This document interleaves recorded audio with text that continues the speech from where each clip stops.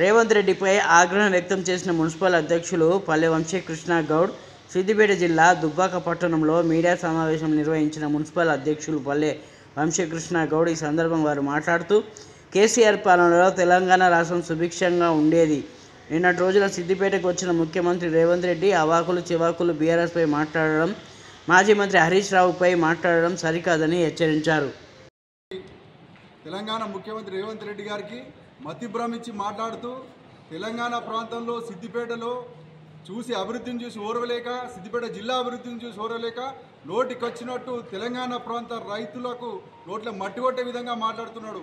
కాళేశ్వరం ప్రాజెక్టులో భాగంగా ఉన్నటువంటి ఈ ప్రాంతంలో నిర్మించినటువంటి మల్లన్న సాగర్ కావచ్చు, రంగనాయక సాగర్ కావచ్చు, కొండపోచమ్మ సాగర్ కావచ్చు, ఆ ప్రాంత మనోభావాలకు వ్యతిరేకంగా ఈరోజు సస్యశ్యామలంగా మార్చినటువంటి ఆ ప్రాజెక్టులకు వ్యతిరేకంగా మాట్లాడుతున్నాడు. ఈరోజు ఆయన అర్థం చేసుకోవాలి, హైదరాబాద్కు నీళ్లు లేకపోతే అదే మల్లన్న సాగర్ నుంచి పైప్లలో తీసుకుపోయి హైదరాబాద్లో నీళ్ల కోసం దాహార్తి తీర్చేందుకు ఉపయోగపడే మల్లన్న సాగర్ను కానీ, రంగనాయక సాగర్ను కానీ, ఈ ప్రాంత ప్రాజెక్టులను కానీ ఆయన అవహేళన చేస్తూ మాట్లాడుతున్నాడు. ఇంకో మాట మాట్లాడుతున్నాడు, హరీష్ రావు గురించి మాట్లాడుతున్నారు. హరీష్ రావు గురించి మాట్లాడితే మీరు ఆకాశంకి ఉమ్మినట్టే, సూర్యుని మీద ఉమ్మినట్టే అని చెప్పి ఈ సందర్భంగా తెలియజేస్తున్నాం. ఎందుకంటే 24 గంటల్లో 20 గంటలు కూడా పేద ప్రజల కోసం పనిచేస్తున్నటువంటి ఏకైక నాయకుడు భారతదేశంలో ఆయన తన్నీరు హరీష్ రావు గారు.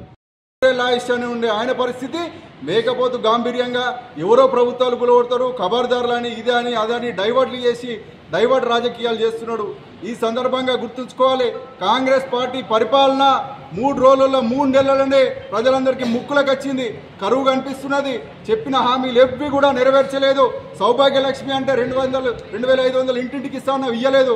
500 సిలిండర్ కూడా ఎవరికి పూర్తిగా అందుతలేదు. నువ్వు ఇచ్చే కరెంట్ బిల్లు కూడా అది అందరికీ కూడా అందరి పరిస్థితే ఉన్నది. రుణమాఫీ అంటున్నావు, ఛాలెంజ్లు చేస్తున్నావు. ఆ ఛాలెంజ్ల వరకు కూడా నేను నమ్మే పరిస్థితి లేదు.